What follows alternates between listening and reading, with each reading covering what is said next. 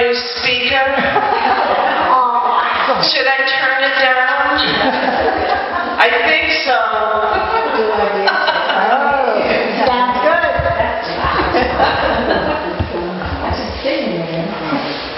Is that better?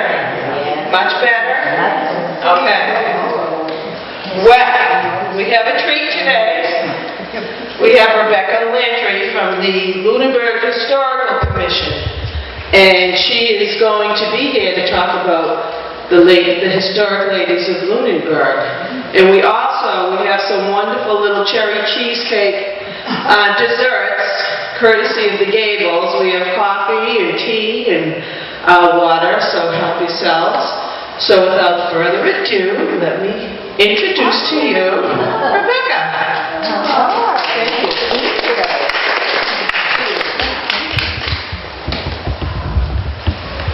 Now, hopefully I won't be too nervous and you will get the benefit of this. So my name is Rebecca Lantry. I'm the chairperson of the Historical Commission. Just in case you don't know what's the difference between Historical Commission and Historical Society. Historical Society was Lunenburg citizens that got together and decided to start saving some of the artifacts and the history of Lunenburg. The Historical Commission is a organization for the town to come together and do historic preservation. We're the ones that write the bylaws and see to it that things historic in Lunenburg are preserved. So that's the difference between me and the Historical Society.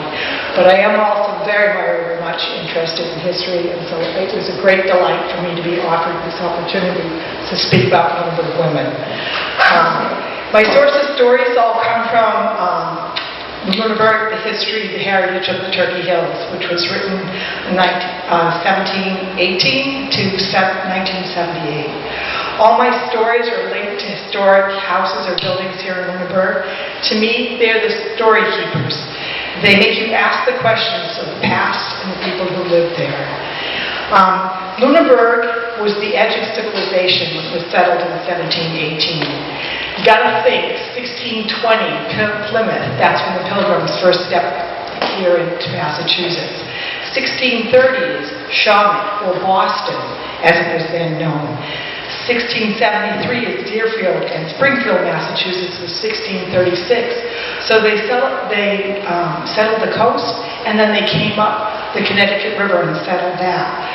The last border town here was Lancaster, Massachusetts, which is 1653. Groton is 1655, where the founder for Lunenburg is credited is Samuel Page, walked across and found this land. And also in 1653 is Leominster. Leominster was a part of Lancaster. So here comes little Lunenburg. We're the last edge of the border of civilization to the wilderness until we get to the Connecticut River. So my first story is about the Houghton House, which is at 1758 Lancaster Ave. This house was built on 145 acres, okay, which was a grant from King George in 1726.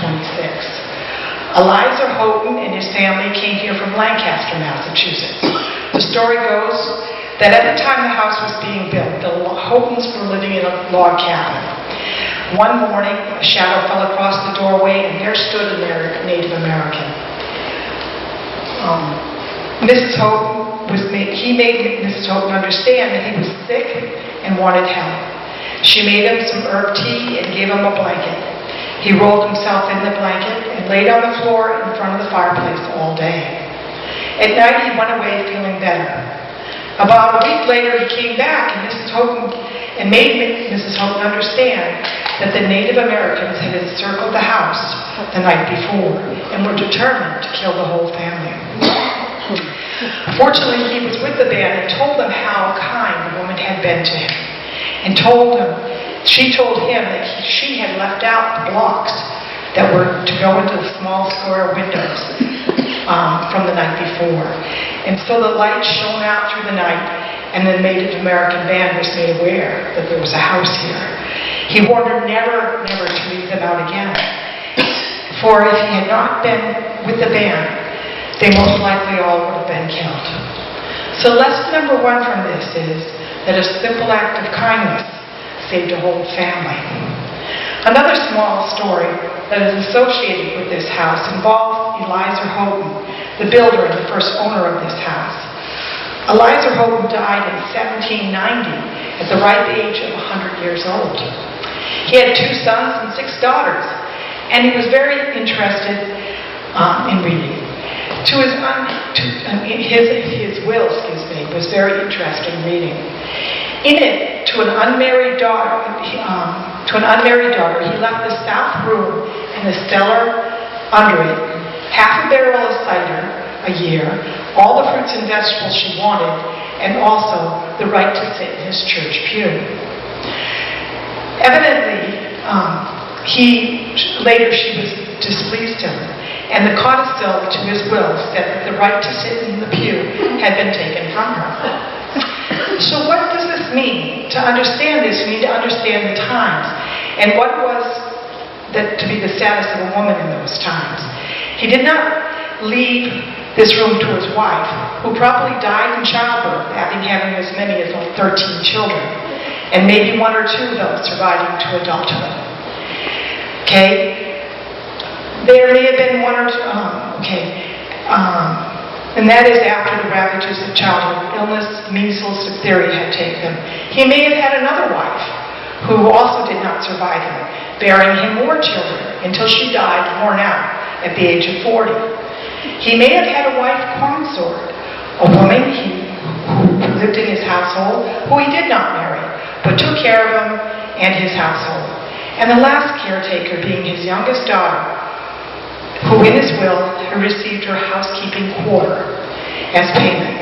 The laws of inheritance were such, the house went to the eldest son as payment, as his wife went to the eldest son. His wife was the mistress of the household, even if his wife survived.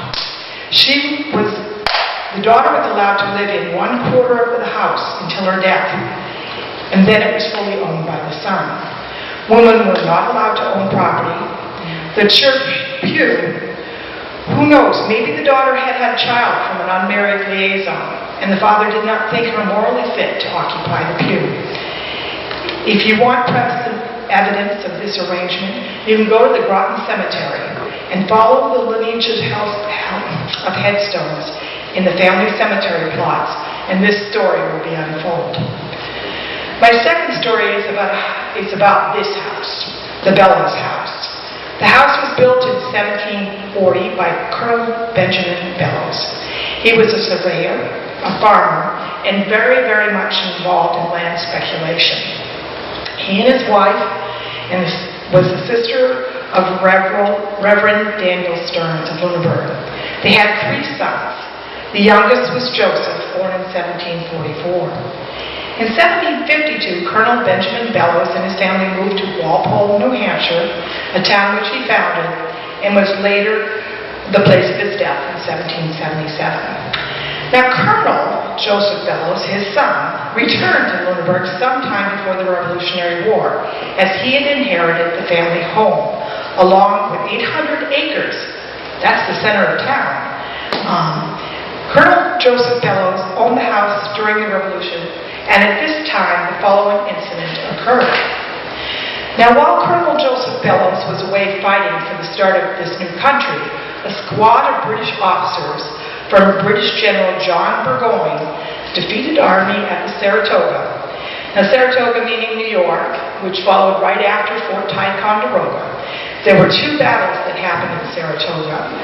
One was in September 19th of 1777, which was a victory for the British. But being cocky, they decided to go out one more time, and in October 7th of 1777, they lost. So these were the defeated soldiers from General John Burgoyne, who then were making their way to Boston. In their way stood Lunenburg. So they came to the Bellows mansion, which it was considered as the Eagle House, and informed the mistress, Lois Whitney Bellows, that they were seeking comfortable quarters until spring. Now, Mrs. Bellows told them that her house was not large, and it was not sufficient to entertain gentlemen of their cloth.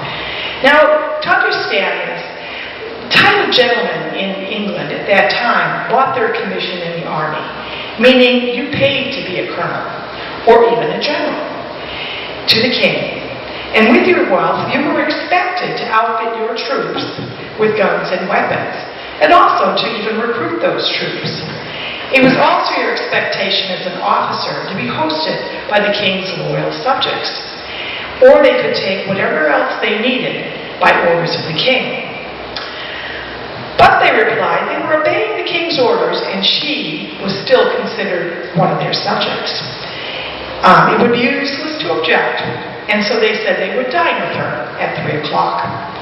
When they arrived to dine, they found that she had placed cold meat, brown bread, pickles, and cheese on the table.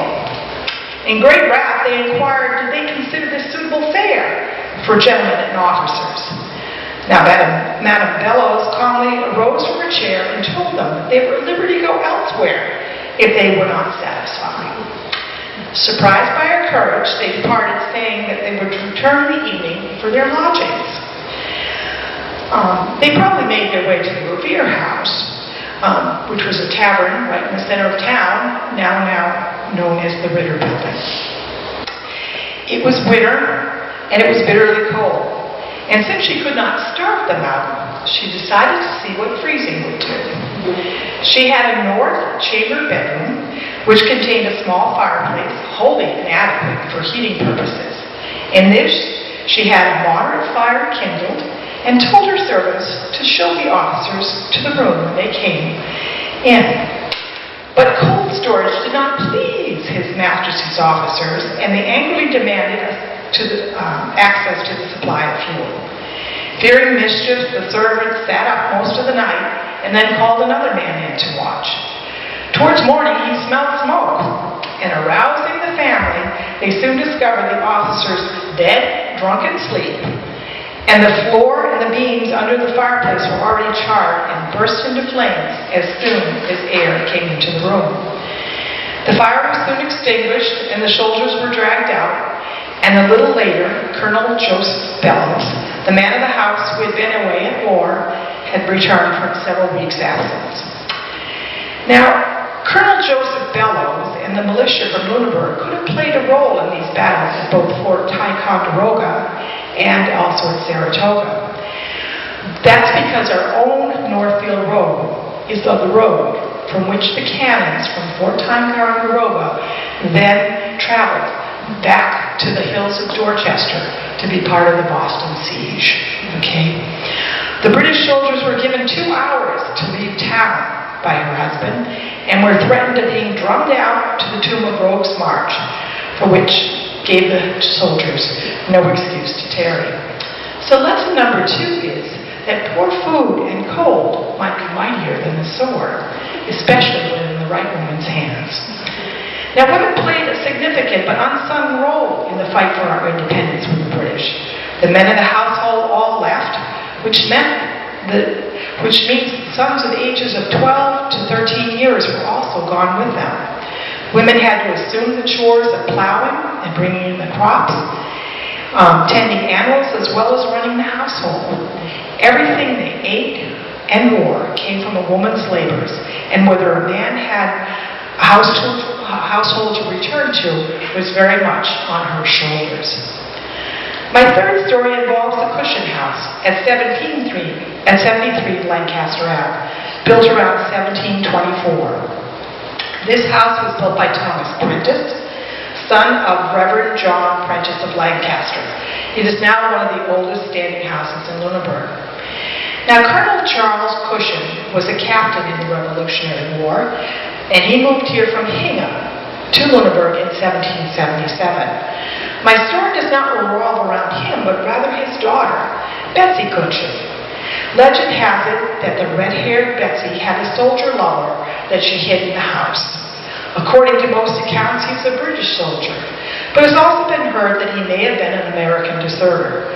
However, he wasn't a patriot, and stories say he was caught and hanged from a tree on the property. Now, legend is that Betsy vowed to maintain a vigil, even beyond the grave, Tales of Fillmore's owners seem to bear out the theory that Betsy supposedly assumed bodily form during the residency of the Peters family. In about 1965, when their daughter was about 6 years old, she told of a red-haired lady who sat on her bed and taught her an old song. And when the song was researched, it was popular during the American Revolution. Her parents felt the child had no other source of learning the song. Later, the unexplained visitor told the little girl her name was Elizabeth. Lesson number 3. Love has no bounds beyond distance or time. Now, Elizabeth Arnold Aston Moulton, whose parents were from Lunenburg, was born in Braintree in 1804 and became known as the greatest female orator ever to address an audience. She joined the new sect of Methodists at age 16 and saved her money to go to Wilbraham Academy. Whispers soon started about her unfeminine way of prayer and taking the lead in religious services. Her first marriage was in 1831, was to Reverend Estes, who lived only 17 weeks after that. She must have been some woman. Okay? She continued his work and then married Reverend Horace Moulton in 1832, and then traveled the Methodist circuit, with Elizabeth winning converts all along the way. She died in Oxford in 1843 and is buried in the family plot that is in Lunenburg. It is with great pride, through the effort of the Cemetery Department and the Historical Commission, that this family plot, long abandoned, has now been found. This is to be honored with a plaque to mark Elizabeth Moulton and other family members' graves this spring. Now, Lunenburg also lays claim to the Lydia Pinkham fame, which is 1819 to 1883. This was the concoctor of a patent medicine vegetable compound for women's troubles and claimed to have a baby in every bottle. She lived for a short time on Northfield Road in the former Arne Dickinson house.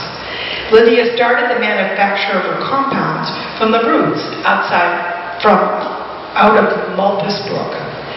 The city of Lynn now claims all credit for Lydia Pinkham, and it is there that her factory, was bottling the compound in operation for 87 years, closing its doors finally in 1973.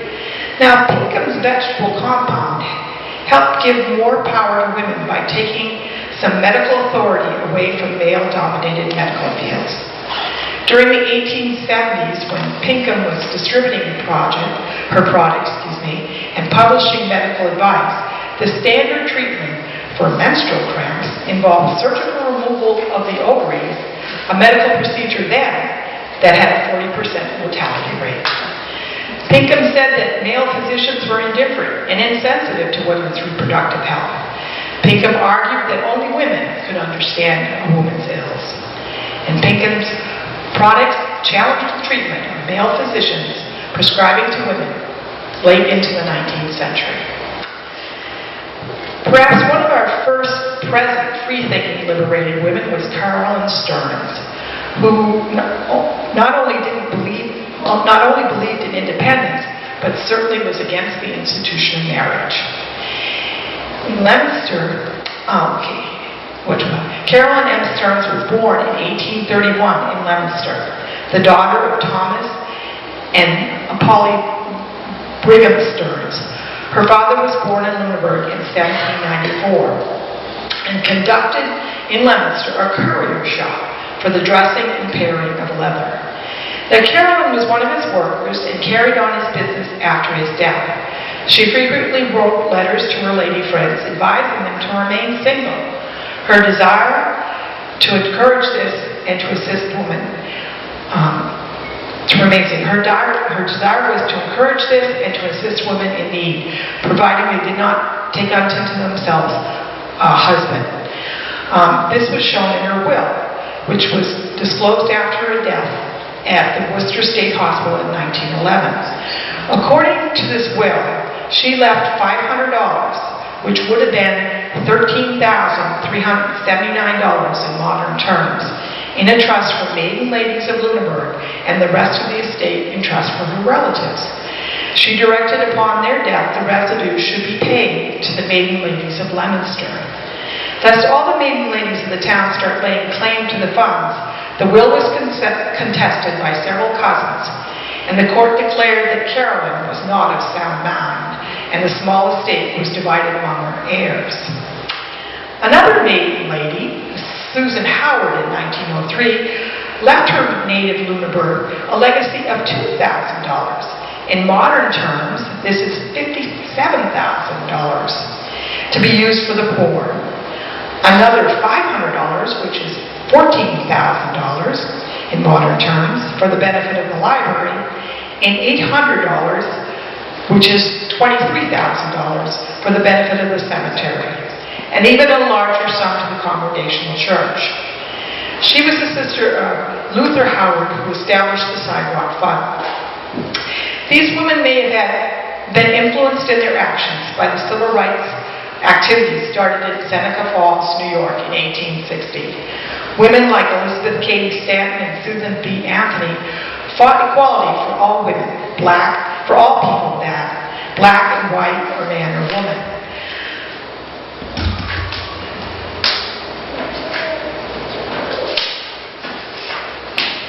Great. I will then have to go at them.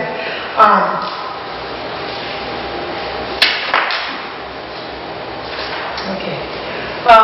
So in 1860, these women were fighting for the equal rights. They got side-railed. The Civil War was what it resulted in was that the Civil War happened. They were side-railed and said not to pursue their women's rights, that they should pursue just the liberation of the black man, and that their rights would come. The Civil War happened.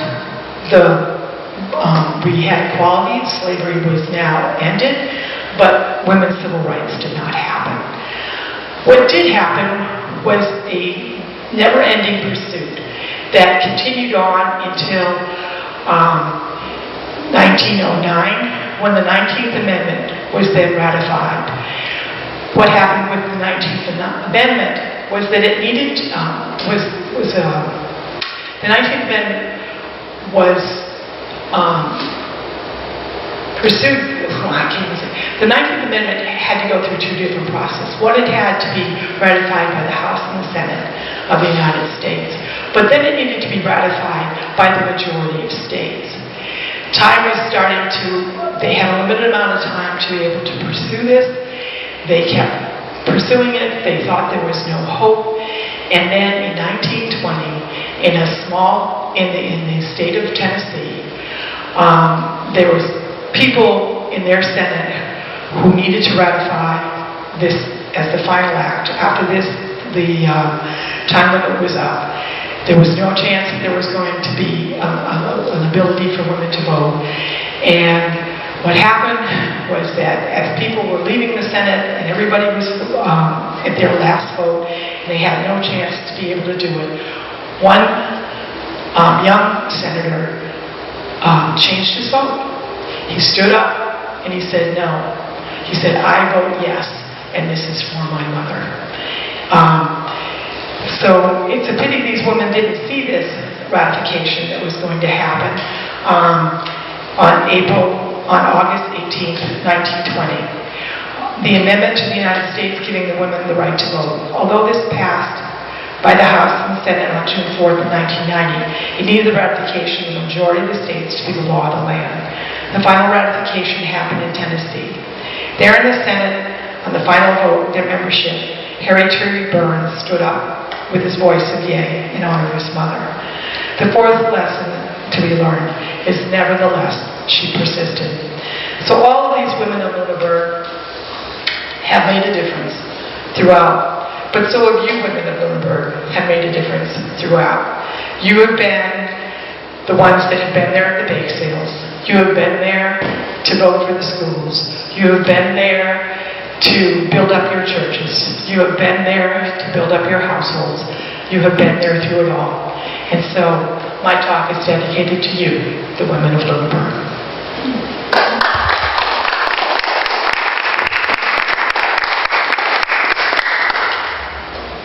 Does anybody have any questions for Rebecca about any of the buildings in town, or? The Houghton House, which one is that on Lancaster Avenue? The Houghton House. So if you go down, there's a salt box house that's right across from open fields, so it's past Stillman's. And That's Rolling Acres? past Rolling Acres, so you go past Rolling Acres, go past Stillman's, and you go past Stillman's, and there will be on the right-hand side, it's now like a burgundy-colored salt box house. Yes, and so that was one. The other thing too, the reason why there were so many Native Americans here in this particular area was that Wachusett Mountain was a famous meeting place for all of the Native American area groups to actually meet. One of the other landmarks or signposts for them was also the Rollstone Boulder that was on top of the hills of Fitchburg. Apparently it could be seen from all over, from far distances, and so these were their ways to be able to say, you know, we're going to meet at this particular hill, we're going to meet at this particular spot because of these boulders and landmarks, because otherwise, you know, it's all rolling hills, one doesn't look any different than the other, but these were the signposts that they would do. And there were famous rendezvous of the Native Americans there at that time. Yes. Which house on Lancaster Ave was the house where they allegedly hung a traitor in the Revolutionary War? So that's the Cushing House. Okay. So the Cushing House is just off the town common that's got the gazebo on it. So it's barely like 1, 2, 3 houses down. It's now pink, but it sits back from the road. And so there's like more legends associated with that house. One was that the early settlers there planted a peach tree there and said that as long as our family, as long as this peach tree will stand, our family will live in this house. And the peach tree was struck by lightning in a storm, and the last member of the house died 4 weeks later. Oh, wow. Yeah. So it's like, it's got the color. It was also one of our early taverns. So the Cushing House had a tavern in it. The Revere House had a tavern, which is on the site of the River Building. And these taverns were important for our early American life because when we went to religious services, the religious services lasted all day. And so you would spend all morning long in the religious services, then you would have to break and go to tavern to actually get something to eat, and then go back for another cold time in the churches. Anybody else? Okay, well, thank you, Rebecca. Thank you for coming out. Thank you. Spring Day. Please help yourselves. Hang around, chat, eat. There's plenty over there. Rebecca, you're welcome to stay. Okay? Thank you so much.